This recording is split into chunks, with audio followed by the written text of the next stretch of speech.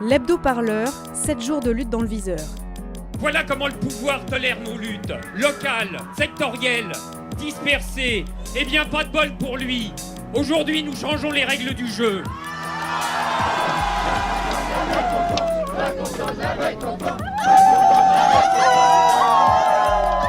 J'aimerais bien qu'on commence à me considérer en tant que tel. Radio Parleur, le son de toutes les luttes. Va niquer ta mère sur la canne bière. Castaner va niquer ta mère sur la canne bière. Voilà un hebdo-parleur qui démarre bien. Cette fois-ci encore, le début de la semaine, ce n'était pas un lundi, mais bien un samedi au soleil. À Marseille, comme dans de nombreuses villes de France, on a vécu un acte 10 des Gilets jaunes. Et dans la cité phocéenne, des raisons d'être en colère, on en a à tous les coins de rue, en particulier rue d'Aubagne, où l'effondrement mortel de 2 immeubles, début novembre, alimente les multiples colères qui portent le mouvement. Les premiers mouvements des Gilets jaunes, je les ai faits parce que je suivais le collectif de Noailles. Et après, les Gilets jaunes, je suis aussi d'accord avec leur mouvement, donc c'est pour ça aussi que j'ai rejoint le mouvement des Gilets jaunes.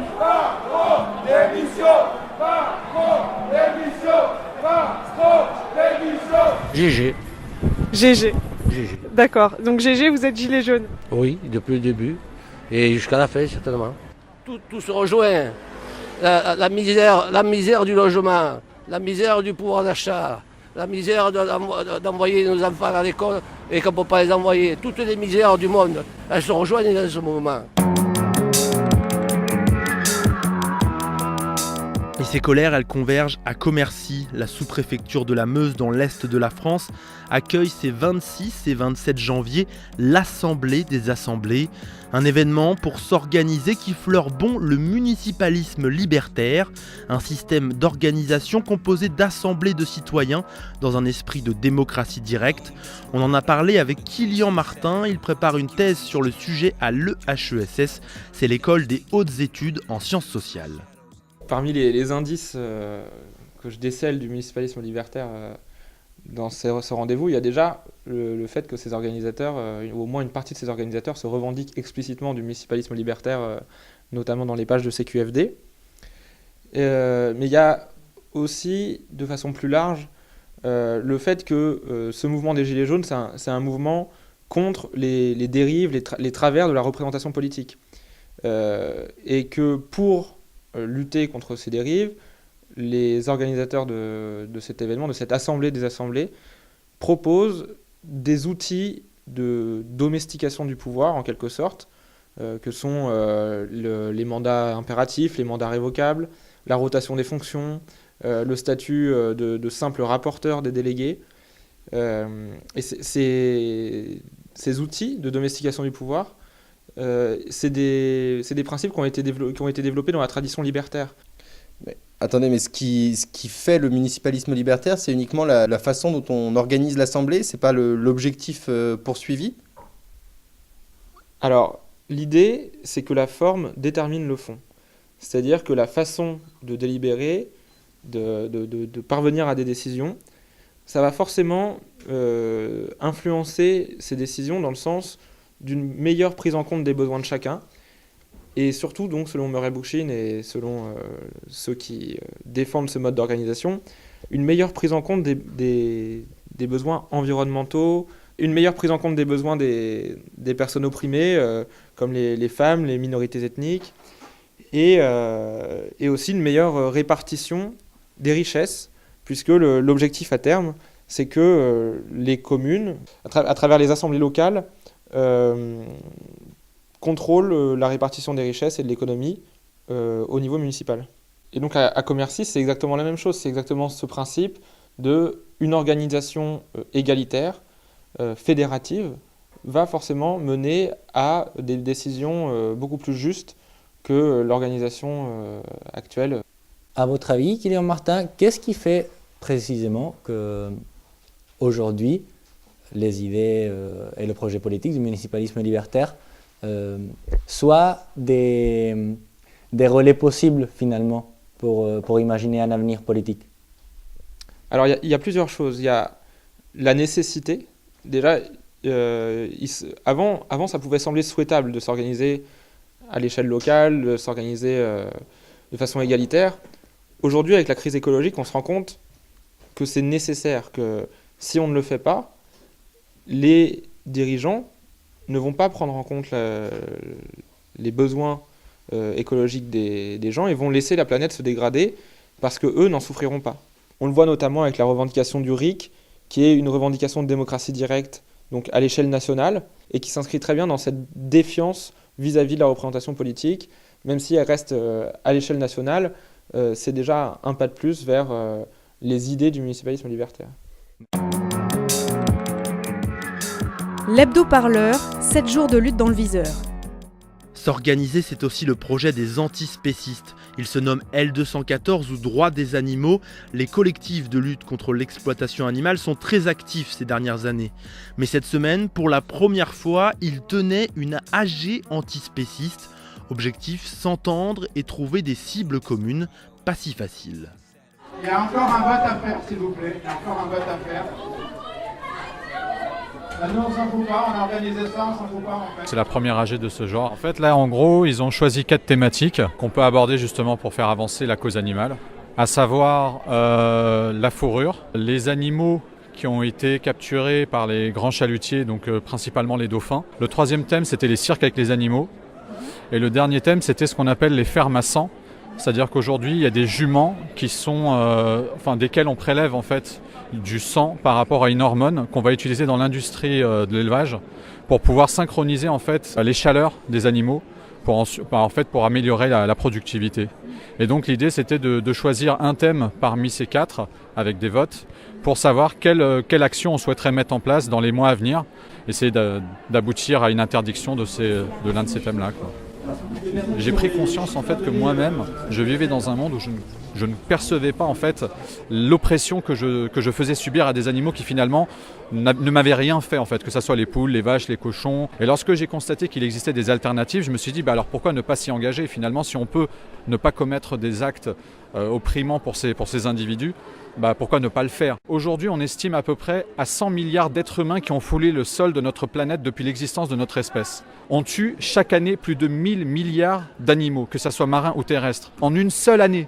Alors que notre espèce, elle est là depuis des millions d'années quand même. On est à un tournant de notre humanité dans le sens où on sait des choses sur la condition animale. Nous, en tant qu'individus moraux, ayant une empathie, une bienveillance, on se doit en fait d'être en cohérence entre nos pensées et nos actes. Et je pense que tout individu à qui on va poser la question « Est-ce que tu aimes les animaux ?» majoritairement, à moins d'être un psychopathe, il va nous dire oui. Où ça? Bien sûr. Une relation. Allez-y, oui, bien sûr, oui. C'est pour la bonne cause de toute façon. Allez-y.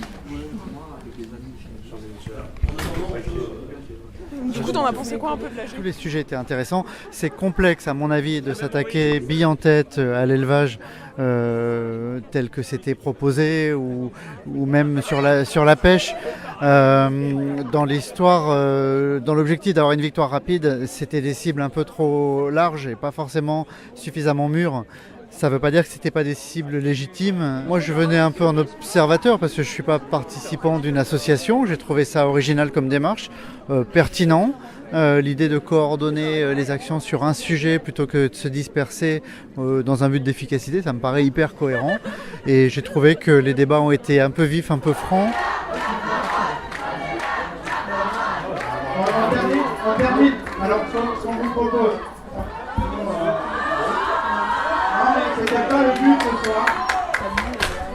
Je vous annonce la cible qui a été retenue. Donc c'est la cible numéro 3. Donc ce sont les animaux dans les cirques. Maintenant. Et donc là, l'idée, ce serait que les gens qui ont accepté de participer donc à tout ce qui tourne autour du cirque se mettent en place pour qu'on essaye justement au niveau politique, au niveau législatif, que les circassiens arrêtent d'exploiter les animaux.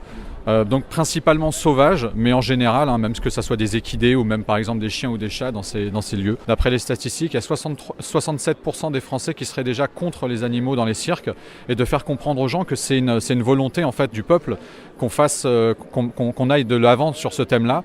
et que qu'on n'interdise pas nécessairement les cirques, en fait, que les circassiens continuent leur métier, mais qu'ils fassent autrement, en fait, sans animaux. Majoritairement, on a tous été d'accord sur des thèmes. Voilà, on a su avoir une sorte de cohésion, et c'est ce qui en ressort, en tout cas de mon point de vue, donc c'est pas plus mal.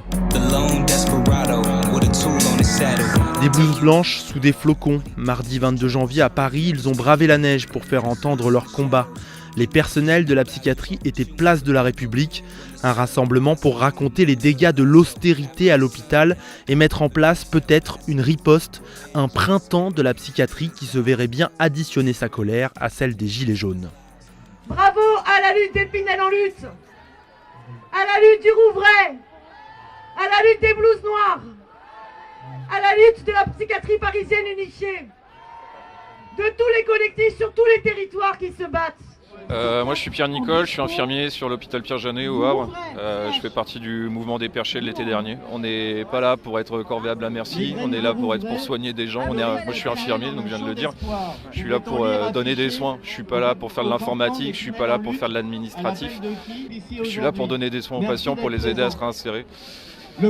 Voilà, moi maintenant j'ai l'impression de ne plus faire mon boulot et je suis surtout pas sacrifiable au point qu'on nous rappelle sur des congés, qu'on pallie au manque d'effectifs en permanence, des gens qui travaillent le jour et qui remontent la nuit, qui vont travailler la nuit, alors que c'est bien des boulots bien spécifiques. J'ai une vie privée, j'ai des loisirs, les sacrifier en permanence, c'est plus possible. On est là! Allez les Vosges! Merci beaucoup. Les Vosges! Je suis Stéphane Jaffrin, je suis thésard en sociologie de la psychiatrie et par ailleurs je milite pour le comité ONU en France pour l'application de la Convention des droits de l'homme de l'ONU pour l'abolition des traitements contraints en psychiatrie qui sont en France extrêmement fréquents. La contention avait quasiment disparu il y a 30 ans dans la psychiatrie française. La camisole de force, le fait de ligoter quelqu'un pendant plusieurs jours, voire plusieurs semaines, ce qui se fait couramment tous les jours en France aujourd'hui. Et ça se faisait beaucoup dans la psychiatrie d'avant-guerre, jusque dans les années 50. Et là, c'est de retour. Et depuis 30 ans, oui, c'est de retour pour des tas de raisons. D'abord parce que l'hôpital est de plus en plus pauvre.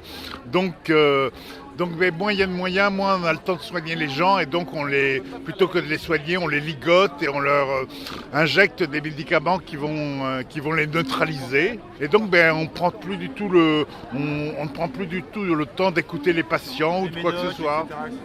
C'est purement médicamenteux aujourd'hui, la psychiatrie. Quand un patient arrive dans un hôpital psychiatrique, qu'est-ce qu'on fait? On lui fait aussitôt une injonction de neuroleptique, ce qui fait qu'il va de toute façon plus pouvoir parler. Et on le met à l'isolement pendant une semaine dans une chambre. Ça se fait dans énormément d'hôpitaux psychiatriques en France. 1 an avant d'avoir un rendez-vous et une prise en charge. Alors on sait ce que ça donnera. Les enfants des familles plus aisées iront voir dans le privé. Et les autres ne feront plus la démarche. Pierre Parésis, je suis vice-président de l'Union syndicale de la psychiatrie. Vous avez, sur la pancarte, vous avez marqué, à part ce côté-là, mais de l'autre côté, c'est quoi le nom de l'initiative? Printemps de la psychiatrie. C'est un ensemble qui regroupe des soignants, des patients, des associations de patients, des partis politiques, etc., dans l'idée d'être visible. On a bien vu, je pense avec les Gilets jaunes, qu'il faut que l'expression populaire se manifeste.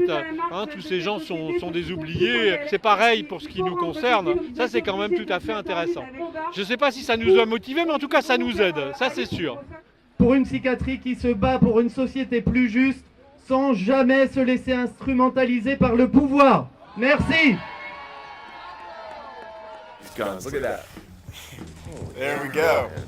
Gilets jaunes, blouses blanches et militants antispécistes, encore de nombreuses luttes dans l'hebdo-parleur de cette semaine. Tous ces combats, vous les retrouvez sur radioparleur.net au quotidien et sur toutes les bonnes plateformes de podcast. On vous retrouve aussi tous les jours sur nos réseaux sociaux. Bonne écoute, et si vous allez en manif, sortez couverts, surtout avec ce froid. Radioparleur, le son de toutes les luttes. Ah d'accord.